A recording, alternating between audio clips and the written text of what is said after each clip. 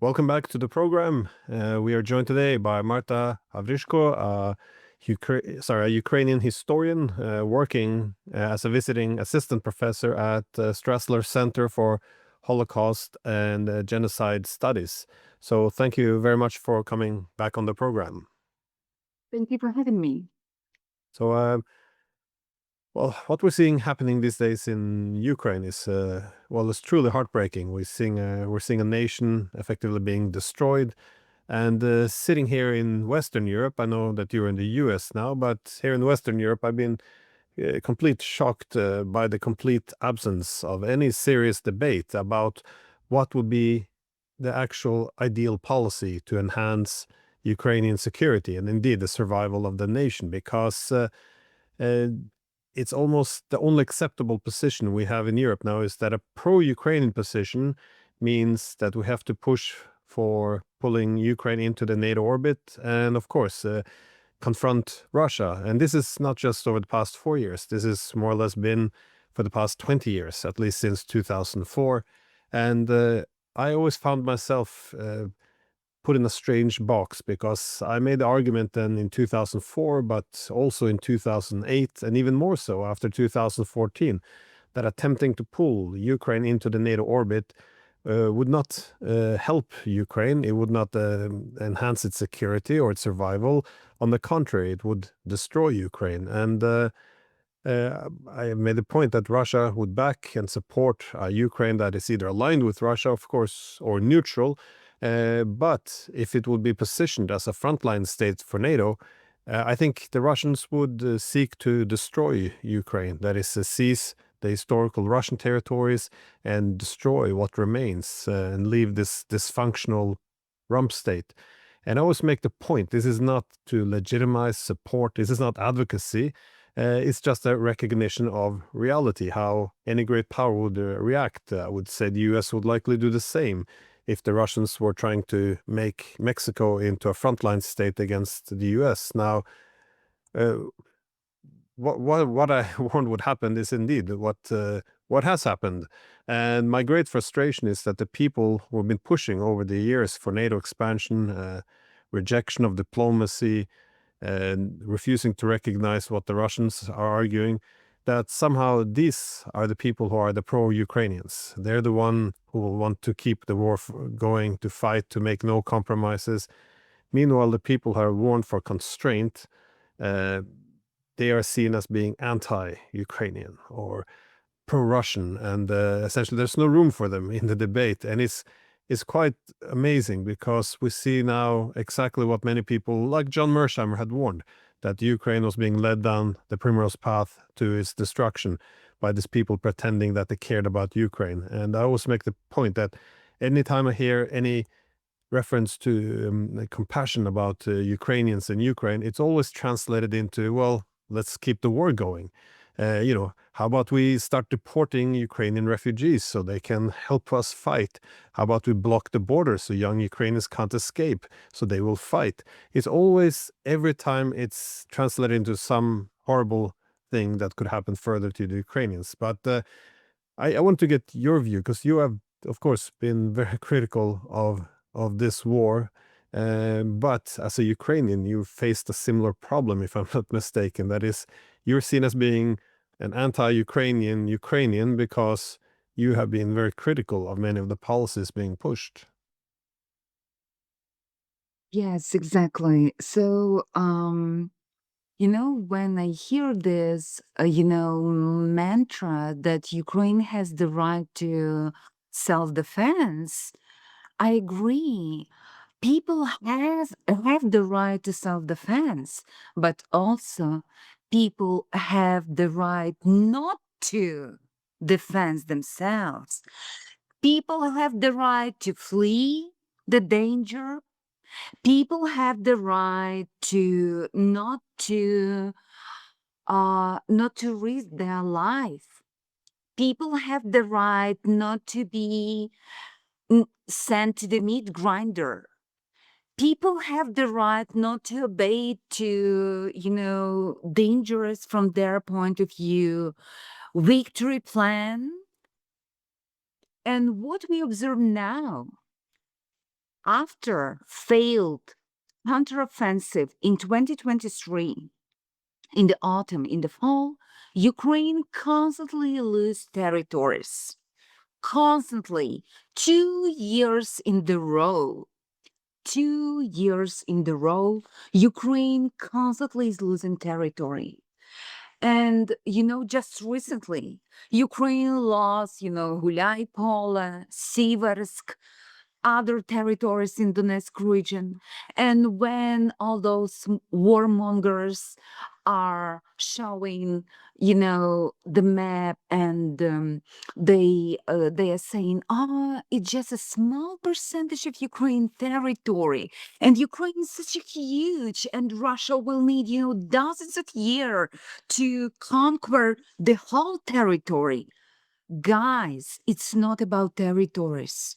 You should, you should assess this war in human lives.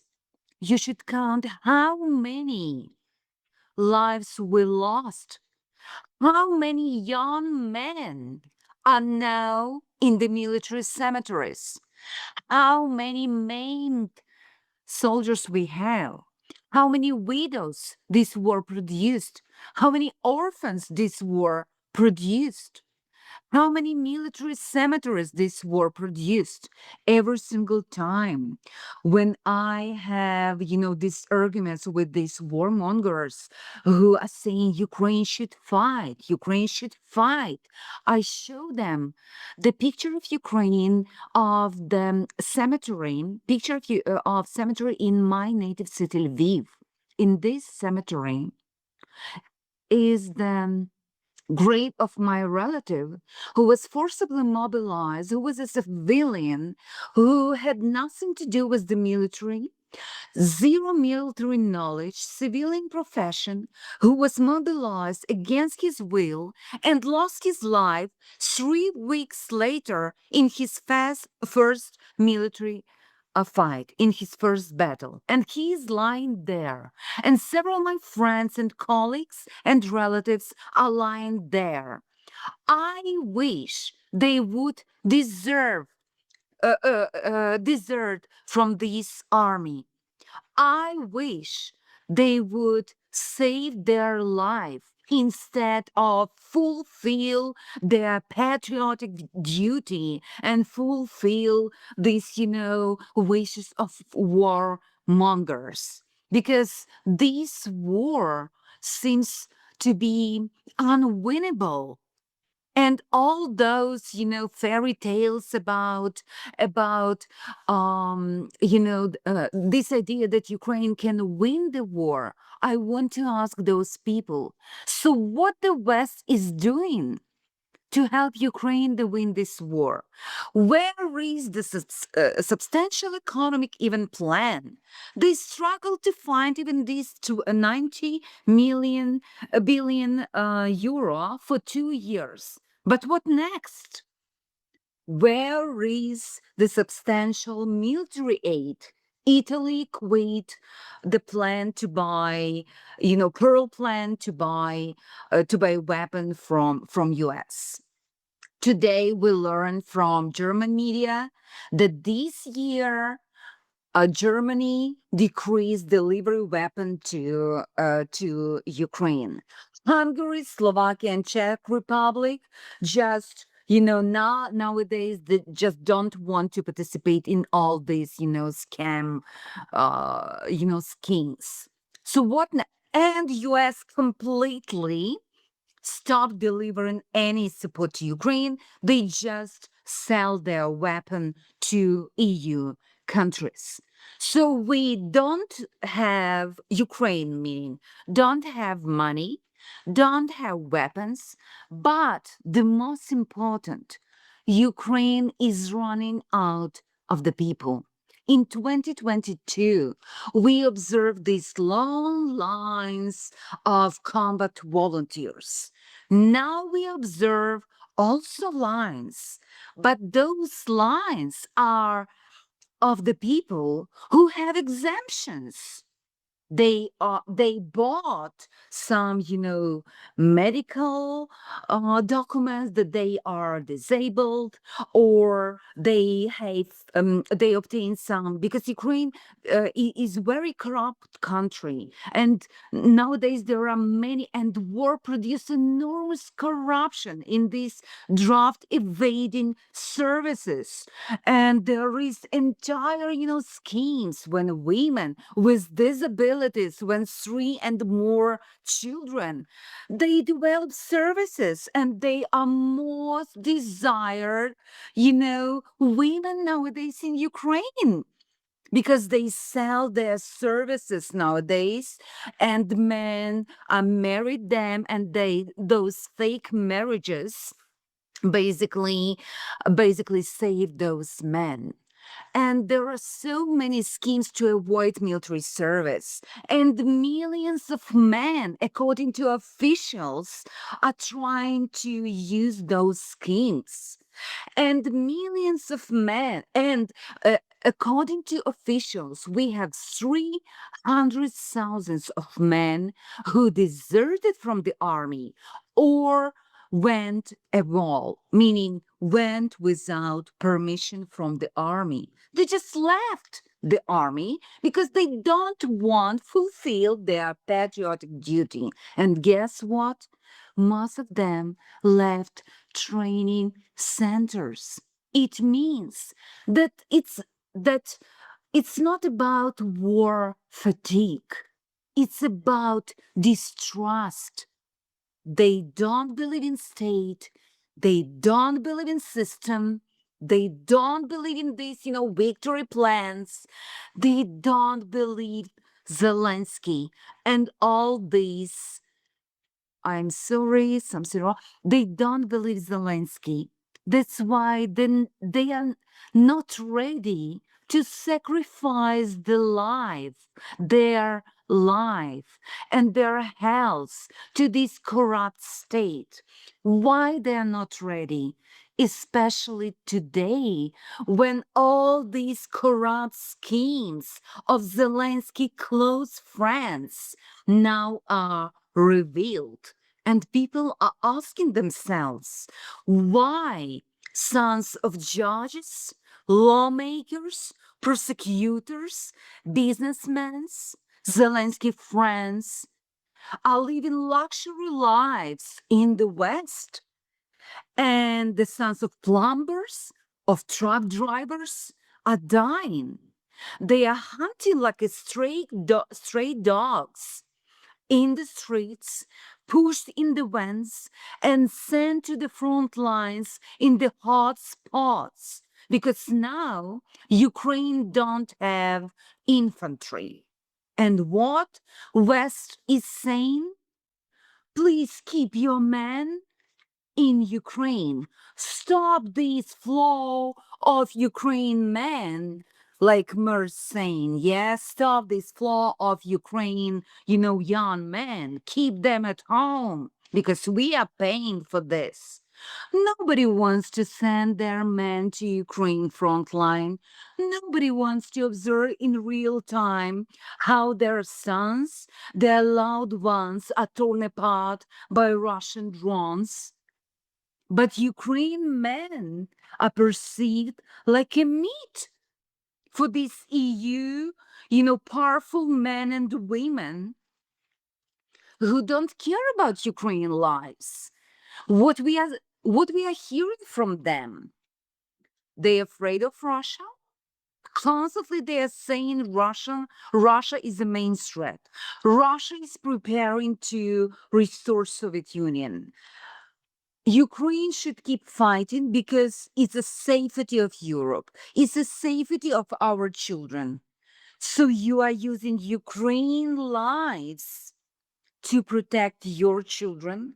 You are using Ukraine children to protect your children. No, thank you. It's another form of colonialism and racism. And it must stop. I hope that Ukrainians will understand that this proxy war must stop. And actually, recent polls show that Ukraine, that this belief and distrust to NATO is on the rise. Why?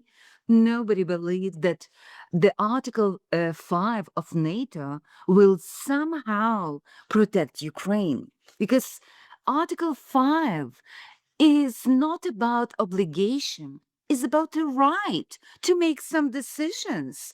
So let's say Germany will say, our thoughts and prayers with you.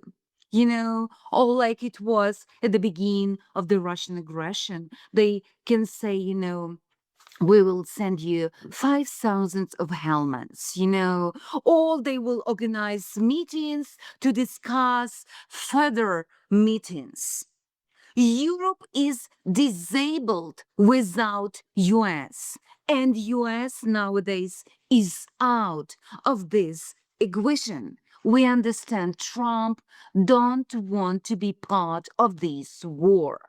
War with Russia, potential war with Russia, is desired by EU warmongers.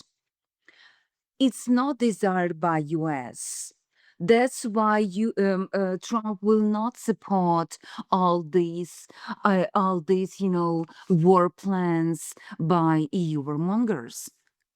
And I believe that the only adult nowadays in this room, negotiation room, actually is Trump and his advisors.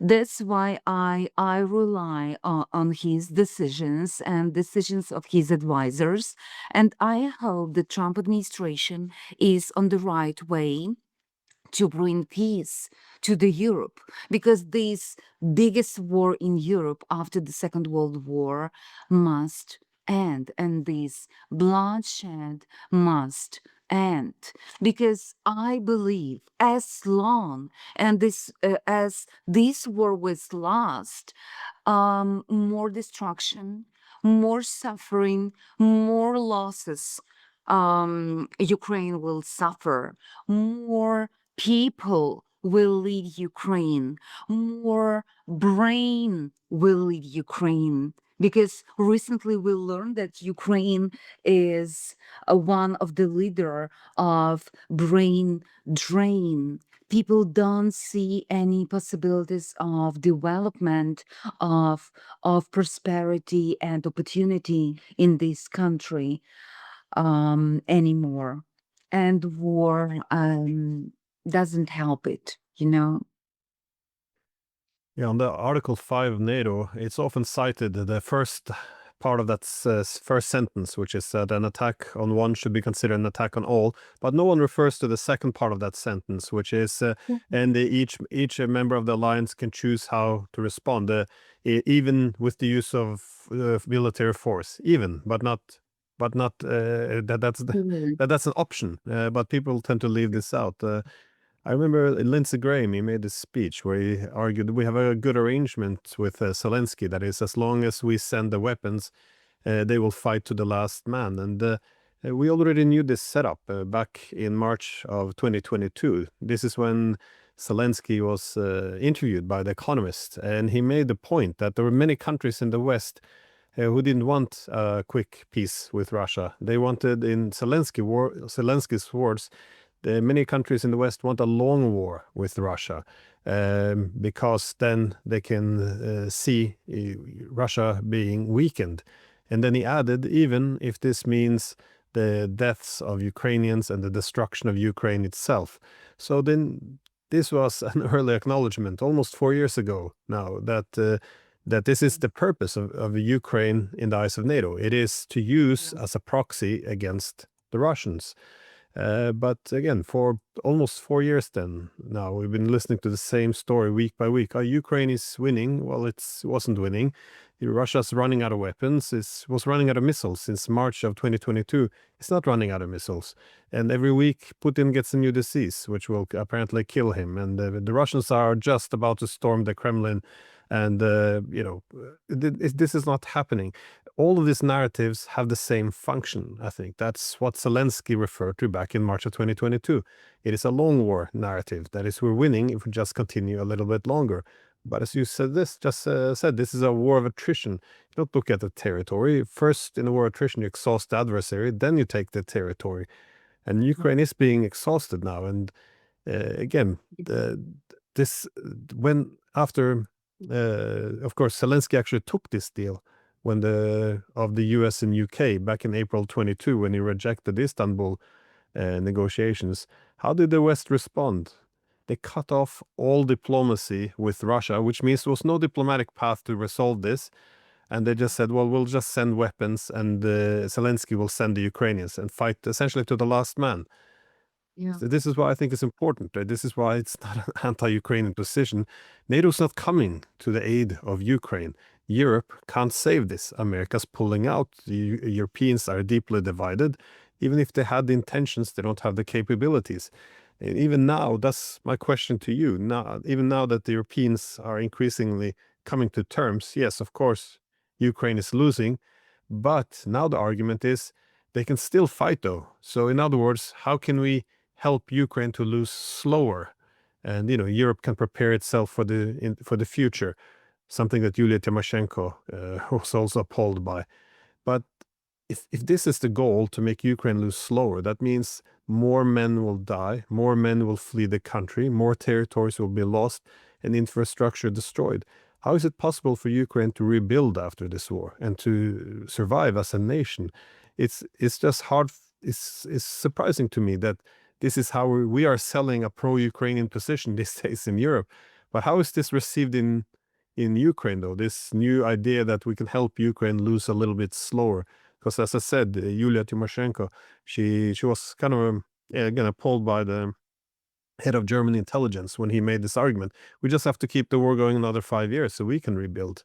But how is this being received among Ukrainians? The question is really complicated. Ukraine society is not homogeneous in its perception of war. And nowadays is really problematic to understand what is going on. Why? Because there is no trust to any polls. Because all sociological firms actually they are under pressure because it's war.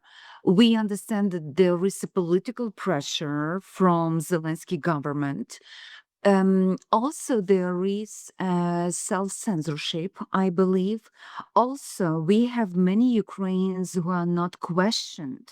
I mean, 7 million Ukrainians are nowadays in Europe. At least 3 million Ukrainians are now in Russia. Several millions are under Russian occupation. They are also not questioned. And many of them, I believe, will have very different views of what is going on, especially those Ukrainians who live under Russian occupation from 2014. When people keep repeating Crimea is Ukraine, I highly doubt that majority of people in Crimea are ready to return to Ukraine, actually. Because even in 2014, the identity there was highly problematic. Yeah, because the majority of locals were not ethnic Ukrainians. And we know that even Crimean Tatars, majority of them took Russian passports, they live peacefully. We don't have many Crimean Tatars in Ukraine armed forces, for example. So that's why all these factors they are actually contributing to the fact that we don't know what Ukrainians really want nowadays. But we rely on their existing polls.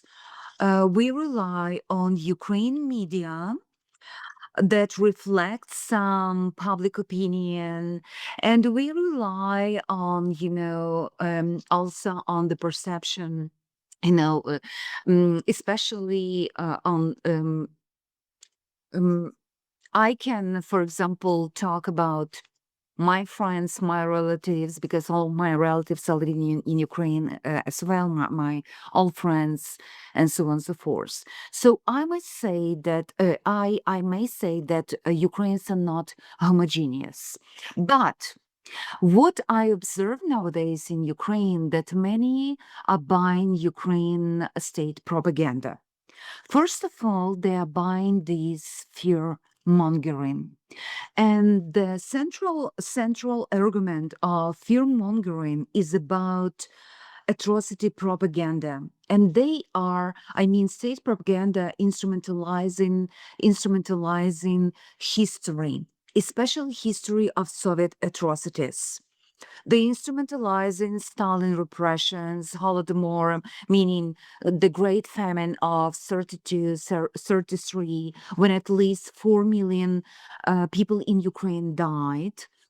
And they in Ukraine, it's a so-called chosen trauma. It's a central key point of Ukraine national narrative of victimhood.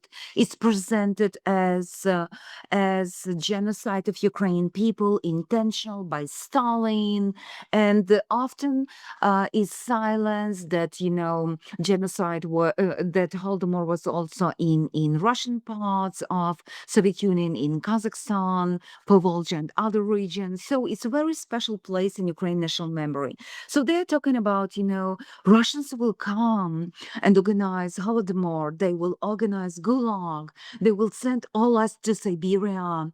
They will deny our national rights. They will forbid Ukrainian language. They will ban Ukrainian language altogether. And all these, fairy tales, all these ideas are circulating widely. And nowadays there are many bloggers, pro-government bloggers, uh, and they produce a lot of historical YouTube programs available to wider public with all those takes, and they just they spread these fears.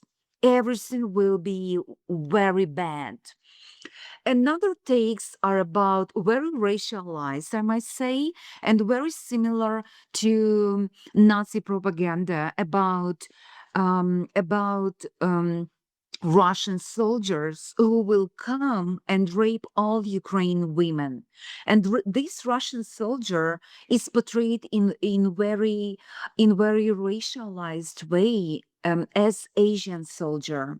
In Ukraine, people call those soldiers Buryаты. It's a collective perception of Asian Russian soldier. Buryаты will come and rape all Ukrainian women in front of their husbands and children.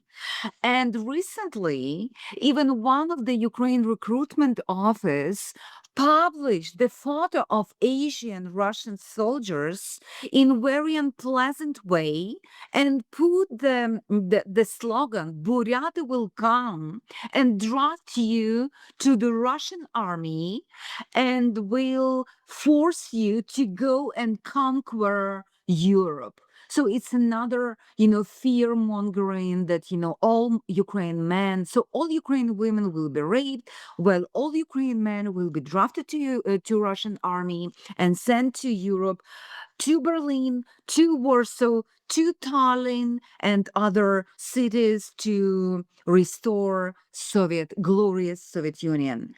So, and this propaganda actually is somehow effective because some part of Ukraine society is actually buying this because partly is relied on actual Russian war crimes in different territories of Ukraine at the beginning of the war. especially in Kyiv region, in Irpin, in the Bucha, in other regions, in Mariupol, So partly they rely on atrocities during Second World War, on the Great Terror, for example, on Soviet atrocities during Stalin period. But those atrocities are exaggerated, of course, and so scholars call it atrocity propaganda. So those narratives are exaggerated in order to produce this fear. And some part of Ukraine society, they really buy it, and they're afraid that Russians will come and do all this to Ukraine people, and Ukraine society will stop to exist. And I often ask my friends who produce all these narratives, how many Ukrainians existed in Ukraine after the collapse of the Soviet Union? And the correct response is 52 millions. And nowadays we have 37 millions. And the prediction is that in 10 years, we will have 25 millions. So nowadays situation is catastrophic, and even before the Russian invasion, we had a major decline.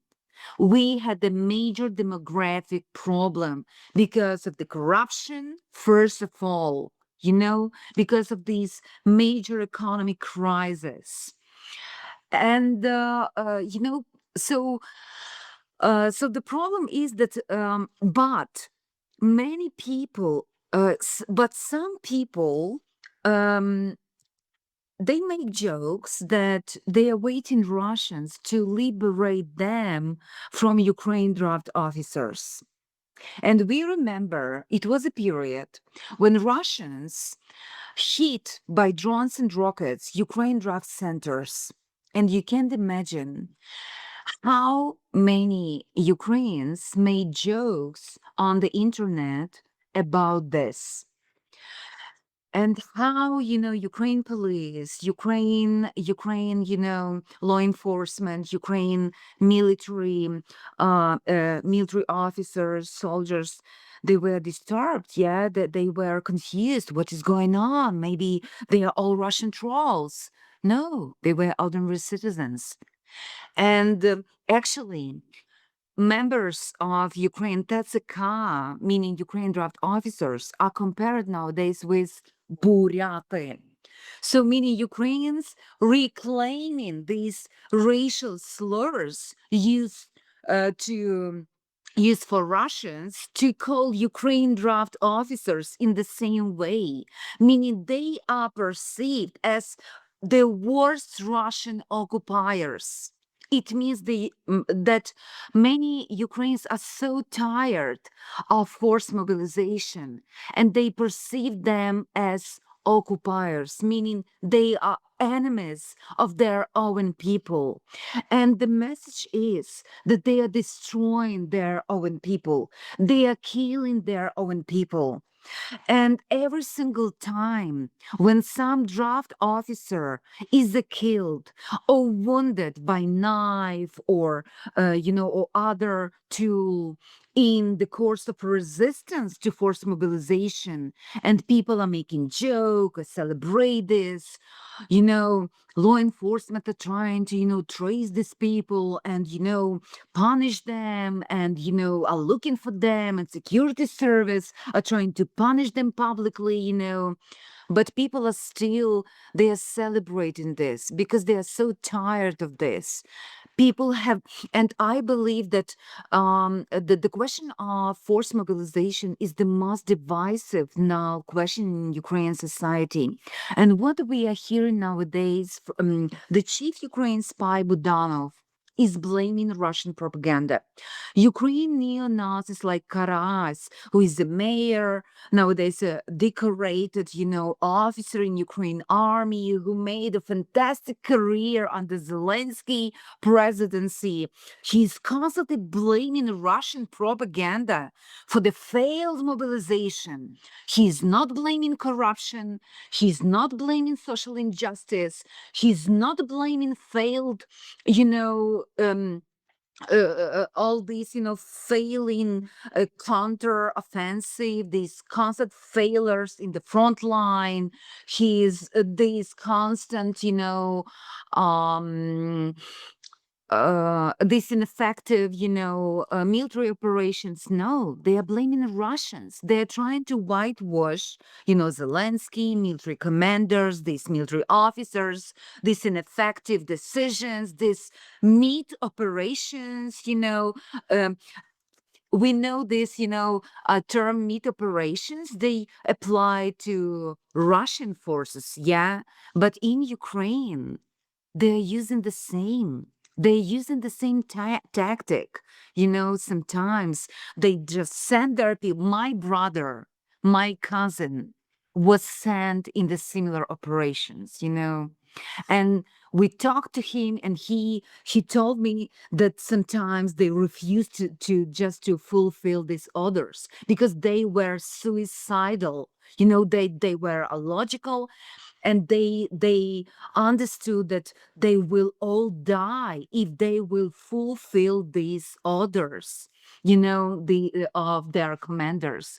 That's why nowadays this forced mobilization is highly controversial issue in Ukrainian society. And I believe if Ukrainian society will explode, and somehow the mass protests will be organized, the question of forced mobilization will be the main issue. Recently, even the Ukraine ombudsman claimed that draft officers involved in human rights violation.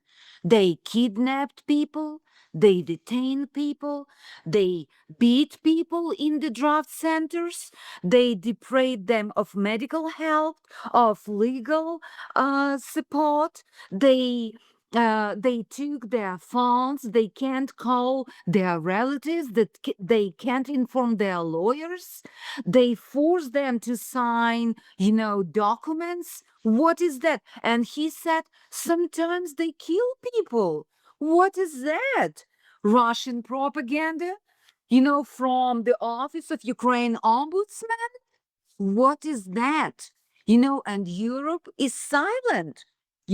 And what we observe in countries like UK and other countries, Ukrainian men who are asking for political asylum based on the fear to be drafted by force and based on fear to face this torture at the hand of draft officers are denied this right because European, leaders are not interested in this. They interested in sending Ukrainian men to the meat grinder to advocate their own interest. That's why I really believe that this war must stop because Ukrainian lives are used as instruments of the interest of arm producers, European politicians to weaken Russia, to blame on war, of all what is going wrong in Europe, and so on and so forth. No, we should stop this bloodshed and we should save Ukraine and its territory and mainly its people. We should give Ukraine chance and save these, Ukraine that left. Because I really believe that if war will continue, the appetite of Putin will increase. And this territory of Ukraine can be just unlivable We are not talking about conquer of entire Ukraine, but this territory can be turned into rubble. Entire territory can be just destroyed. It could be unlivable territory. And Europe should think about this and stop this bloodshed right now and start rebuilding this. And one more point. Many liberals, leftists, queer community, some members of queer community, feminist community, advocate more weapon to Ukraine. But what means more weapon to Ukraine? It means more war. It means more men drafted by force because someone should operate this weapon. Yeah.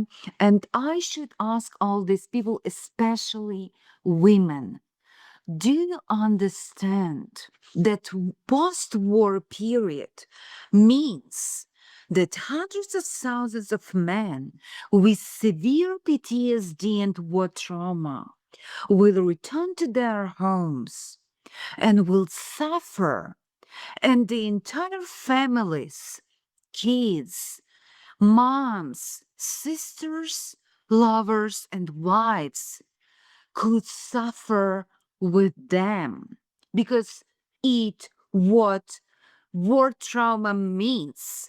Many of them can turn into violent domestic abusers. More war means more trauma, means more domestic abusers. Do you understand this when you advocate more war and more veterans, dear Ukrainian and other feminists? Because when I hear this advocate from feminists, I can understand this. Learn about other wars, learn from history.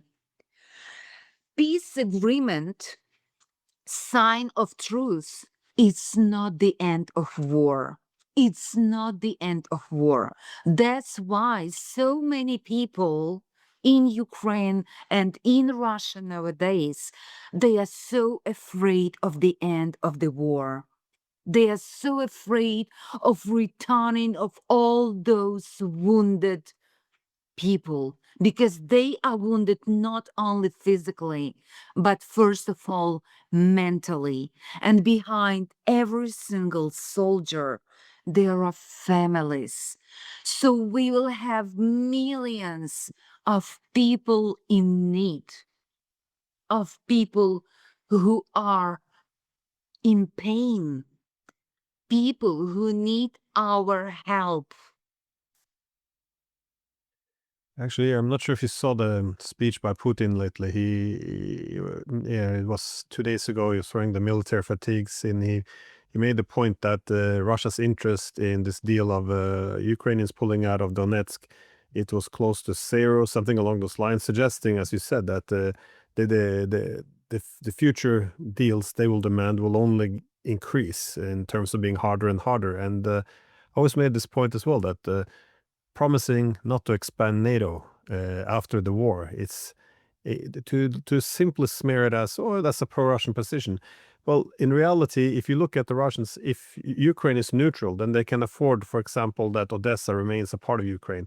If they fear that Ukraine will become part of NATO, or not even part of NATO, but be used as a frontline state by NATO, then they will take Odessa as well. So it just goes back to the idea of one should be able to contest what is actually a good policy, because we always have this, everything's dumbed down either for Russia or for Ukraine. And if for Russia, then for Ukraine, then you just, you're for continuing the war, you demand NATO membership, even though realistically it's out the window. I did want to ask you about the desertions though, because it does have a problem with it increases, of course, the problem of morale on the front line, which is problematic. But as you suggested, this need to also keep the PR victories on the battlefield to make sure that the soldiers still believe in the fight. It makes Ukraine vulnerable as well, because then they have to they have a strong aversion now. You see, Zelensky doesn't want to give up any cities, even after it's essentially been lost. And the Russians take advantage of this, it seems. That is, they create these cauldrons where they have one road essentially that allows in and out of the city. And they know Zelensky can't let go of the city because he's afraid that morale will drop, desertions will go up. So you just have one road into each of the cities and just become these roads of death because they're always covered by Russian drones. So they just use this to drain and grind down the Ukrainian army. Again, as you said, this is a war of attrition. That's what one does, destroy the enemy army. And it's quite grotesque, and but nonetheless, one is stuck in this cycle because the worse the situation goes, the more need there is for these PR victories. Sorry, now my last question was about the corruption scandals, because Yeah. we weren't allowed to talk about the corruption in Ukraine only a few months ago. This was considered to be Russian propaganda. If you pointed it out, then of course you undermined the public support for a long war, so you weren't allowed to talk about it really much in Europe. But now that the Americans are, well, I personally, I think that they're helping to expose some of this.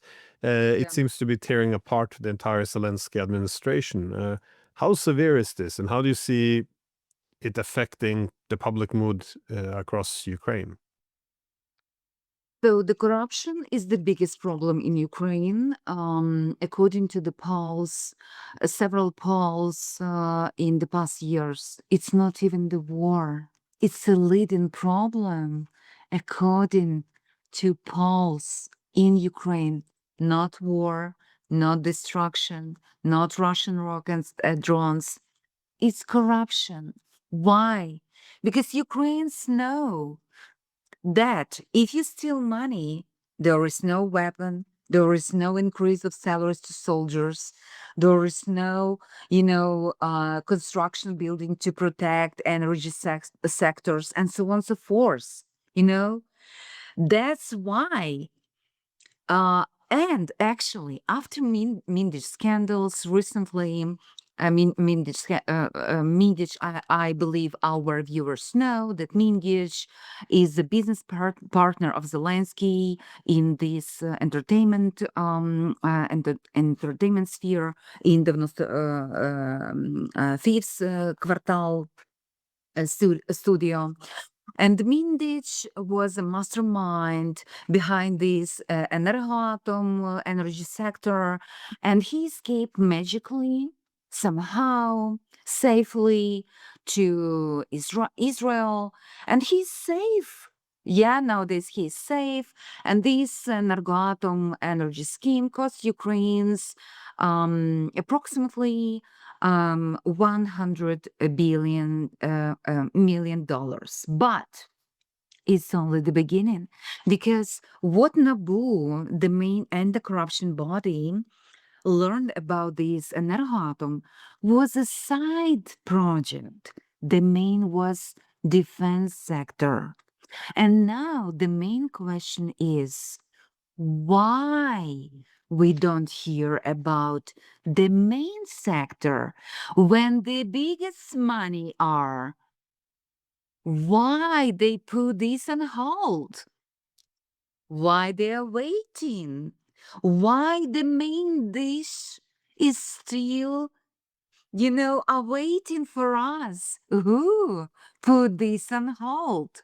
And now the main question is, recently, so this story had a continuation, and maybe our viewers know this, that recently, on Saturday, before the high stakes meeting of Zelensky and Trump in Florida, that was yesterday, NABU had the searches in the offices of 4 lawmakers from the Zelensky party, servant of the people.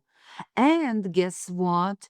The main accusation for them that they took bribes from from some unknown people for their votes, for some laws. But what is important, that they belong to Zelensky close circle as well. So now This story has a continuation, and Ukraine's most Ukrainians, according to Paul, they believe that Zelensky is personally involved in this corruption. Nobody believes that Zelensky is somehow, that he didn't know, but some even believe that he benefited from this. Because Mindich was his one of the best friend. They celebrated the Zelensky birthday in 2021 in apartment of Mindich in Kyiv, in this, on Hrushevskoho Street.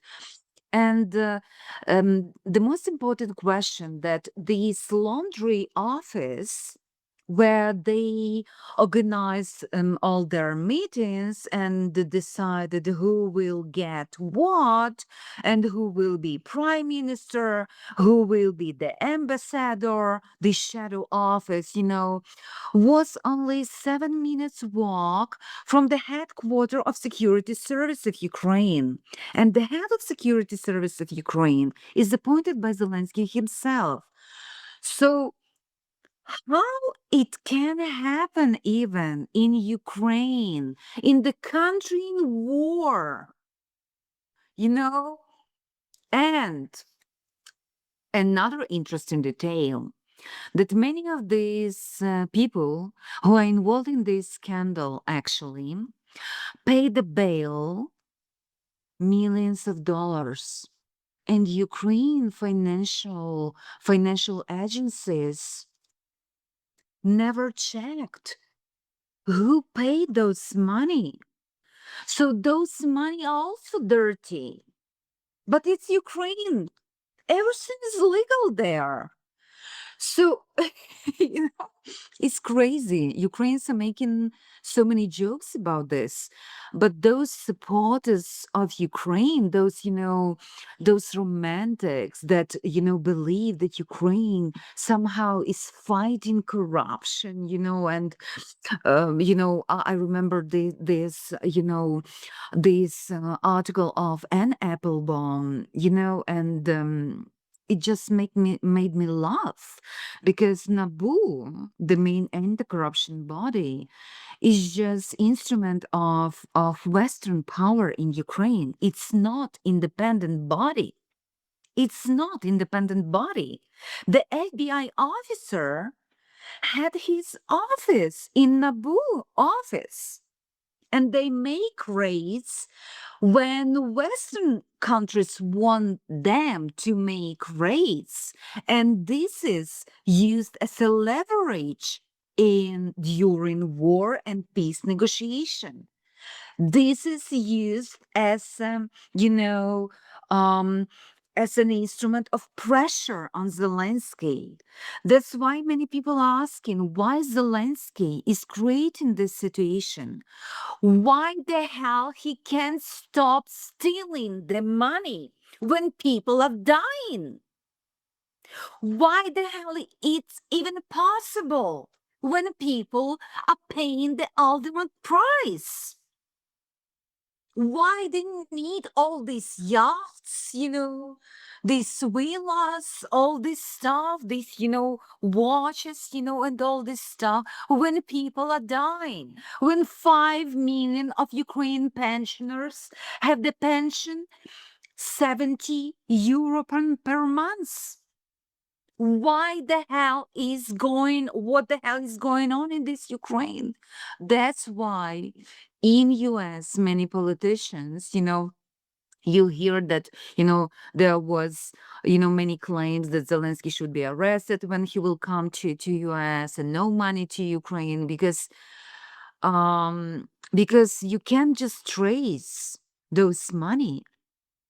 And I believe that probably, some foreign agents even, use Ukraine and all these schemes in Ukraine just to make profits. Maybe they also have benefits. That's why they are blind to what is going on in Ukraine somehow. They turn a blind eye and they pretending that Ukraine is fighting corruption, that Zelensky is fighting corruption. No, guys, Zelensky is organizing corruption. Zelensky came to power as a person who is outsider, who is not from the system, who will fight corruption. And Zelensky brought to this system 15 people from his Kvartal 95.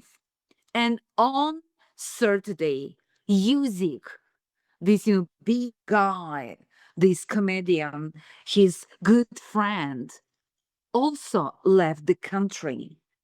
And probably rumors say that in order to avoid, notice of suspicion and allegations of corruption too, and probably to Israel too, to be on the safe side. So what is going on? Why all close friends of Zelensky magically disappear from Ukraine? Why these poor guys who want just to save their lives and risking their lives, they go through mountains, through rivers, they are paying $20,000, $50,000 just to escape from Ukraine. And they are caught by, guards and sent directly to the front lines. They can't escape this Ukraine. But somehow friends of Zelensky magically disappeared from Ukraine constantly. And when I hear from some, romantics in the West that Zelensky is a good guy and he's so devoted to fighting corruption, it just, makes me, laugh. It just, no. Zelensky made Ukraine very corrupt and even more corrupt, especially during war. War is like, golden age for Ukraine corrupt guys. Corruption flourished during the war. It just flourished. And I feel sorry for Western taxpayers. I feel really sorry for them. I think a lot of these people who became insanely rich from corruption, they see the writing on the wall. They know what is coming next. So I think we should expect to see more leave the country. And so no, I really hope that this negotiations would lead somewhere. And I always hear the comeback that the demands from the Russians are harsh. They're, it's a humiliating peace. It's nothing. Ukraine has nothing to show for after all these years of suffering, and I don't really disagree with any of that. It is a humiliating defeat, Yes. humiliating peace. Ukraine paid a massive price. It has nothing to show for. Yeah, I agree with all of this, but the alternative is not victory. The alternative is even worse situation, and I always make this even with the territory. The alternative to losing, for example, Donetsk, Lugansk, Zaporizhia, and Kherson is not to gain everything. Its alternative is probably the Russians will go for Kharkov, they will go for Dnipro, they will go for Nikolaev, they will go for Odessa. So it will only get worse from here. So no, it's yeah, it's a really depressing thing to watch, but Exactly, Glenn. I'm constantly repeating to many people. I explain it. Yeah, the peace will be not just, will be not fair. It will be painful. It will be um for some people it will be very frustrating, but it's necessary to save Ukraine and its people because Ukraine is dying and Ukrainians are dying. And the longer the war lasts, the more Ukraine will die, and the less Ukraine will be saved. That's why let's give a peace a chance. yeah, I think over the weeks and months to come, you'll see the Russians Yeah. will come for more territory, the Americans will come for more resources, and the Europeans will come for your Yeah. youth.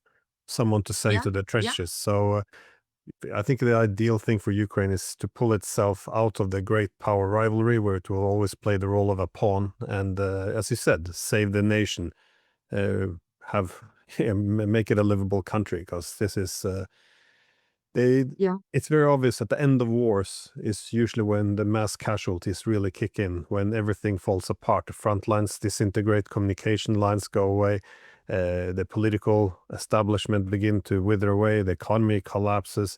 This is when casualties spike tremendously, and I think for a country like Ukraine, who's been going through all of this for 4 years, it could be a death sentence for the nation. So Yeah. I don't think there will be a peace agreement, but I really hope that I'm wrong. So thank you very much for taking the time to discuss this incredibly depressing topic, but a very important one nonetheless. Thank you, Glenn. Yeah, let's hope for the better. Yeah, for peace.